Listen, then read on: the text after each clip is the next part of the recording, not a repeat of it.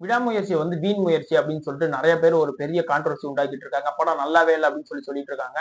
இவங்களுக்கெல்லாம் வந்து உள்ள தியேட்டருக்குள்ள போறதுல இருந்து வெளிய வர வரைக்கும் சும்மா கத்திக்கிட்டே, சிரிச்சுக்கிட்டே, பல்ல காட்டிட்டு இருக்கிற படம் மட்டும் தான் இவங்க எல்லாத்துக்குமே பிடிக்கும். ஏன் சொல்லப்போனா விடாமுயற்சி படம் வந்து வேற ஜோன்ங்க. மாஸ் ஹீரோஸ் அப்படின்னாலே விஜய், அஜித் இவங்கனா ரஜினி இவங்கனாலே வந்து பாத்தீங்கன்னா, எல்லாரும் உள்ள போன உடனே கத்திக்கிட்டே இருக்கணும். அவங்கள பார்த்து வெளிய வர வரைக்கும் கத்திக்கிட்டே இருக்கணும். அந்த மாரியான ஒரு ஜானர்ல தான் எடுப்பாங்க மூவிஸ. கிட்டத்தட்ட ஒரு ஹாலிவுட் மூவிஸ் பாக்குற மாரி. இந்த ஜானர் எல்லாமே பாத்தீங்கன்னா, வேற ஜானர்ல வந்து கொண்டு போயிருந்திருக்காங்க. அவங்களோட ஒய்ஃப் வந்து காணாம போயிட்டாங்க. அவங்க வந்து தேடி கண்டுபிடிக்கணும். விட கடத்துனவங்க இவங்க தான். ஆனா எதுக்காக கடத்திருப்பாங்க அப்படிங்கிறத பத்தி எல்லாத்தையுமே ஒரு பெரிய ஒரு ஸ்டோரிய தான் இந்த மூவில வந்து கொண்டு வந்திருப்பாங்க. நம்ம தலையோட ஆக்டிங்லாம் பாத்தீங்கன்னா வேற லெவல்ல இருந்திருக்கும். எல்லாமே ஒரு கேஷுவலா தாங்க இருக்கும். ஒரு மாஸா இருக்கிற மாரி ஒரு பயங்கர கூஸ் பம்ப்ஸ் அந்த மாரிலாம் இருக்காதுங்க. எல்லாமே வந்து கேஷுவலா தான் இருக்கும். ஒரு நார்மல் மேன் எடுத்து நடந்தா அந்த விஷயம் எப்படி இருக்குமோ, அந்த மாரி தான் இந்த படத்த வந்து கொண்டு போயிருந்திருப்பாங்க. இதனால பயங்கரமா லேக் அடிக்குது, ஸ்லோவா இருக்கு அப்படின்லாம் நெறைய பேர் சொல்லுவாங்க. அதெல்லாம் நம்பாதீங்க.